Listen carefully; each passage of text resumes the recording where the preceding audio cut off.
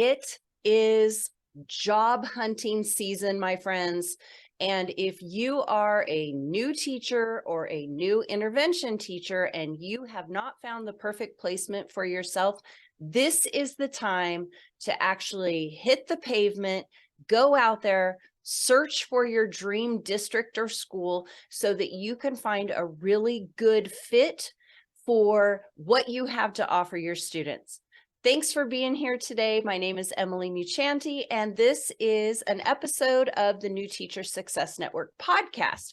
Now, you may be watching us on YouTube or you may be listening on your favorite podcast platform. Wherever you are, thank you for being here.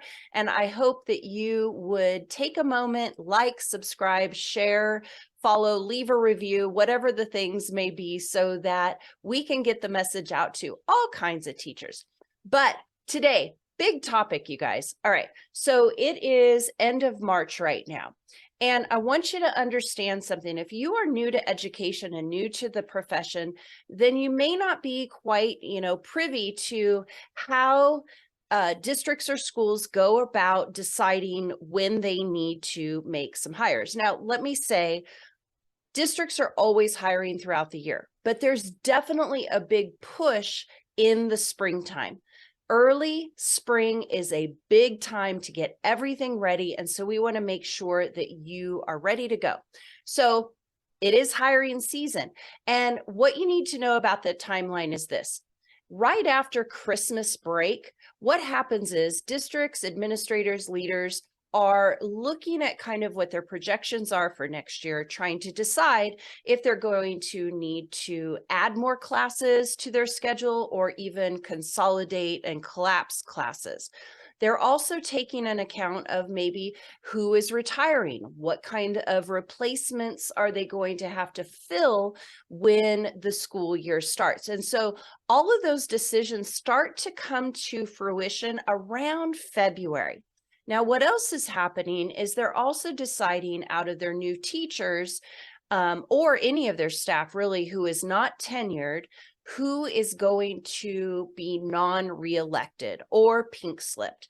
And I don't want you to panic. If you're a new teacher and you are receiving a pink slip, it is not the end of the world. I have seen so many people be non-reelected at one district, move on to other districts and have amazing careers. So it is not the end of the world, I promise you. But those first rounds of pinks come out usually around March 15th. So that being said, you may have received some sort of a notice that says, thank you, but no thank you, you won't be coming back next year, which means that you need to start getting things together. So on the district side of things, they're putting all of these numbers together. Job fairs are also starting to happen around this time, end of March, April, May, those kinds of things. And so you want to be ready for these big hiring opportunities. Get yourself ready to apply. So there might be a few things that will help you to pick the best position or the best district or school. You may have in your mind, this is my dream school, this is my dream district, but I caution you, it is very important to make sure that you do your research first. Always get in, research a new school or a new district that you want to actually potentially be hired for. You want to learn about what their mission statement is. What is their vision? What kind of curriculum do they use? What academic programs or additional supports do they use? What kind of ancillary roles and responsibilities are there so that the classroom teacher can just really focus on teaching? And Google the leadership, Google the principals, the superintendent, the board members, see if everything's okay. Funny story, true story, my first year of teaching, I actually took a position where the superintendent was being investigated for misappropriation of funds.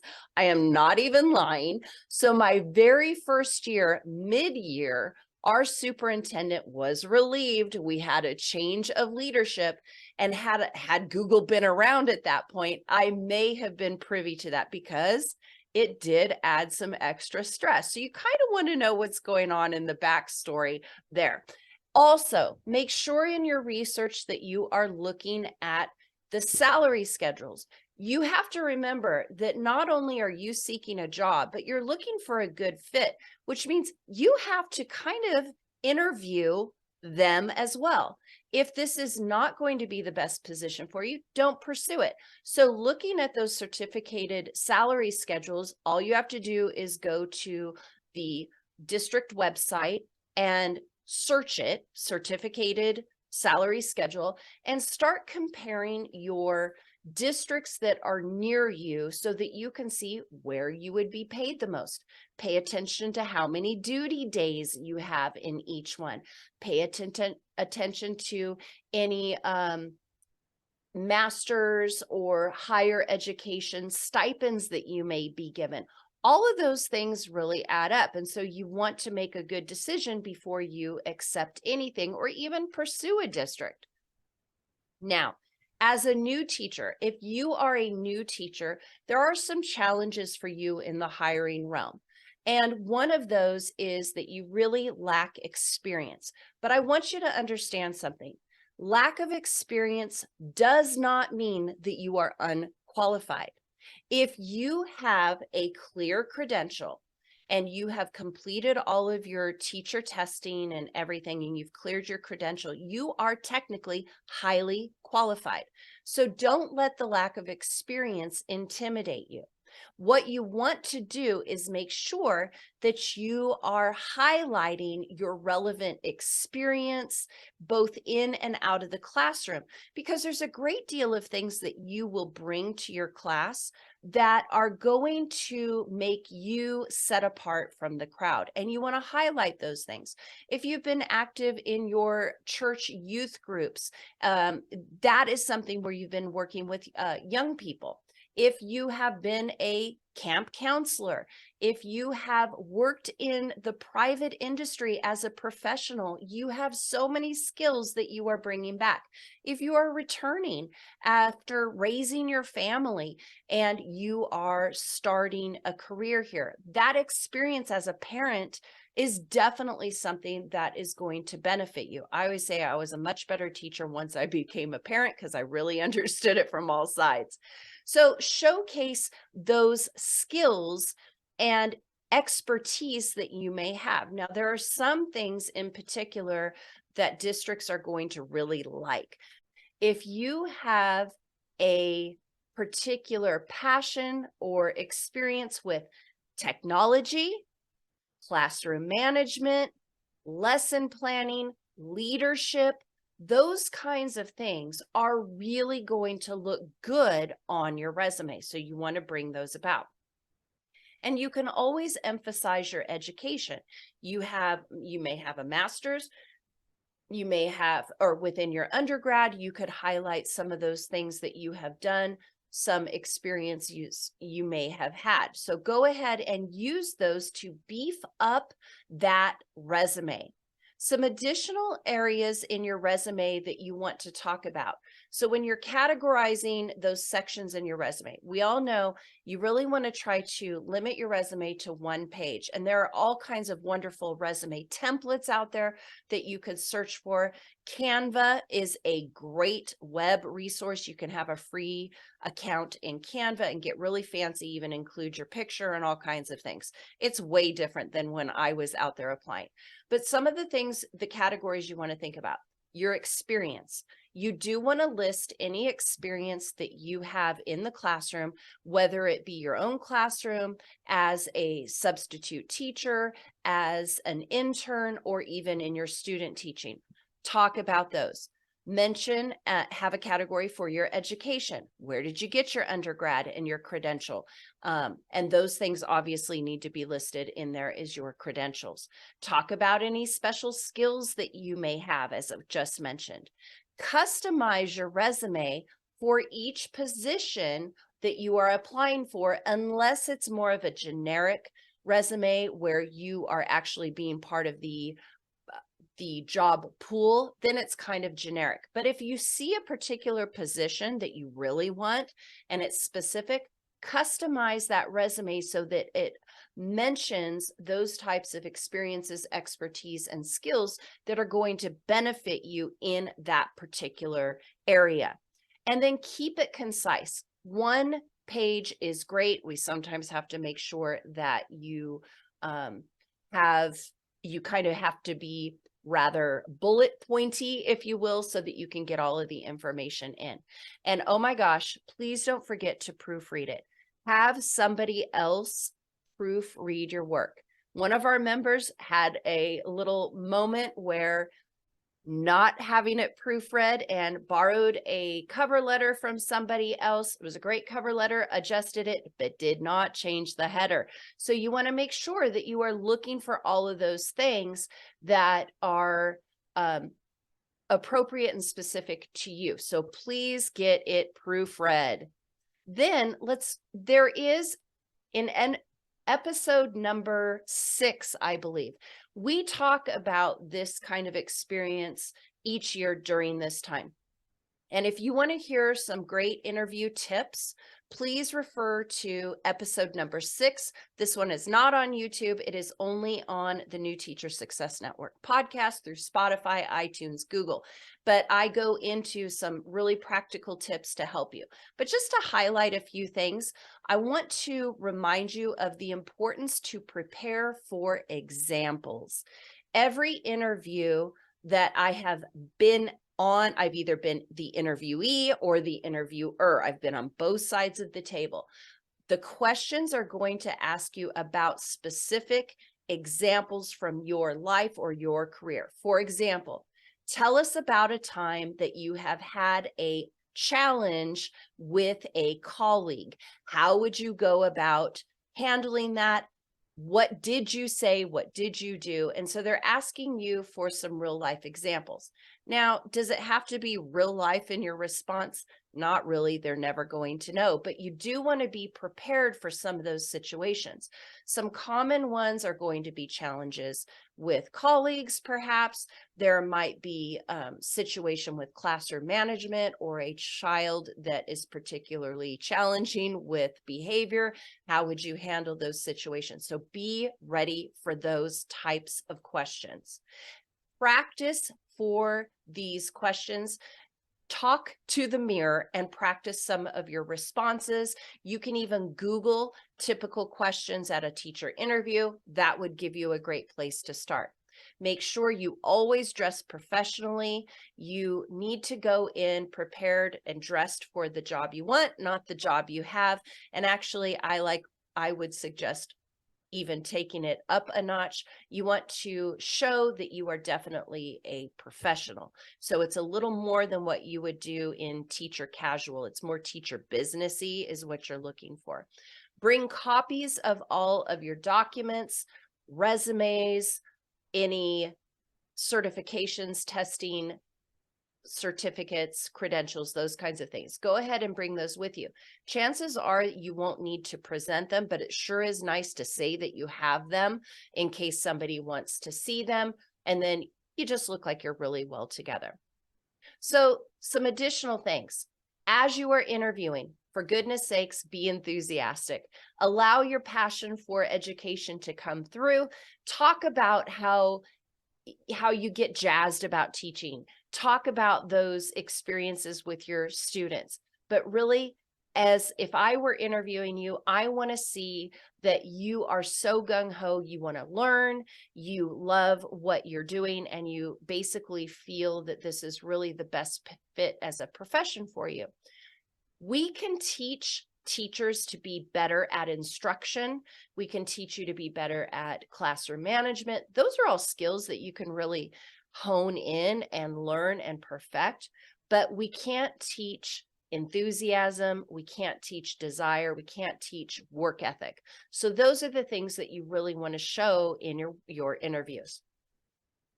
One pet peeve I have as an interviewer, every interview will always ask you, what questions do you have for us? My pet peeve are people that say, I have no questions.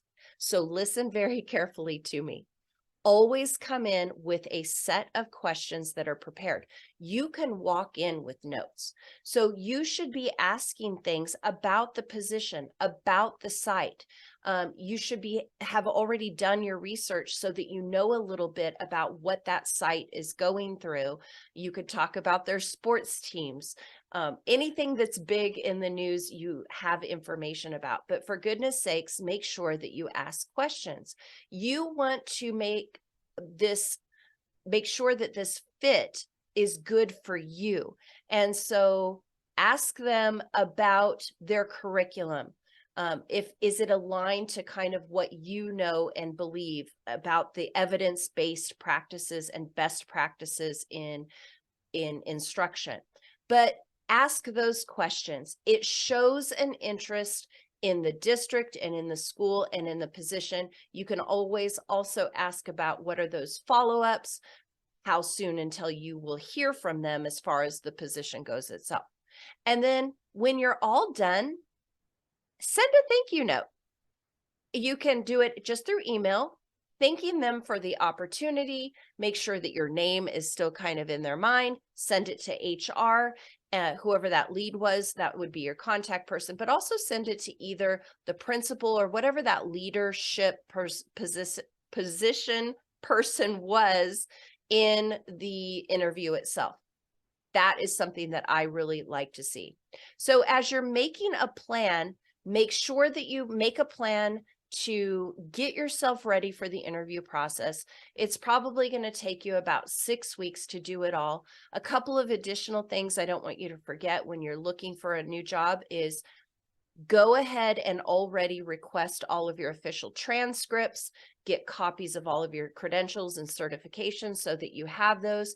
Be ready to actually upload all of your information to a position that you may want, not just the job pool, but specific jobs that open.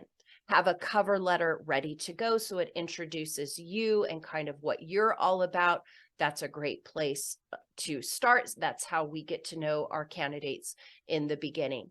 And then the day of your interview, just a couple of additional little tips. Arrive early. Make sure you're there at least 15 to 30 minutes before your time. You never know when traffic happens. You can sit and chill out and relax in the parking lot, walk into the office about 15 minutes before your appointment because you never know when they're running ahead. When you greet people, give them a firm handshake. I can't stress this enough. I just am one person. I want to see that firm, confident handshake. Practice with people. Don't give the little, soft kind of handshake. That's just another thing that kind of is weird for me. But you want a nice, firm handshake. And, show your confidence. It's okay to be nervous. They see it all the time. But you definitely want to have confidence projected as you are going through this procedure. And so it's going to be okay, you guys. No matter if you are a brand new teacher, you are a new intervention teacher, you have done some additional certifications and you're ready to move into an intervention position or some sort of specific position, it's all the same kind of stuff. And so do your research, make sure that you have your materials and paperwork ready to go so that you are not behind. Pay very close attention to deadlines. Those are hard, fast rules. And one final tip, you don't have to accept a position when they call and offer it to you. If you have a number of positions that you're waiting on, it's okay to ask that caller, whoever the HR is, when do they need to be notified of your final decision so that you can buy yourself some time because you might be waiting for a specific one. So make sure that you are doing that. We didn't mention, but I'm going to mention it now. Get your letters of recommendation together. You should have a minimum of 3. And if they're a couple of years old, that's okay if they can still be used. But I know it feels like a daunting process and a kind of a scary process, but before you feel like you want to leave the teaching field altogether because you've had a really bad experience, change schools, change districts. There are some amazing ones out there. So much of your experience in a school is going to depend on the leadership. And so pay attention to those kinds of things and don't give up. Don't give up. You're going to find the right position for you. Thank you for watching or listening, depending on where you are. I appreciate you. Thank you for what you do. The job is not easy, and I know that, and you're doing a great job. So hang in there, and bye for now.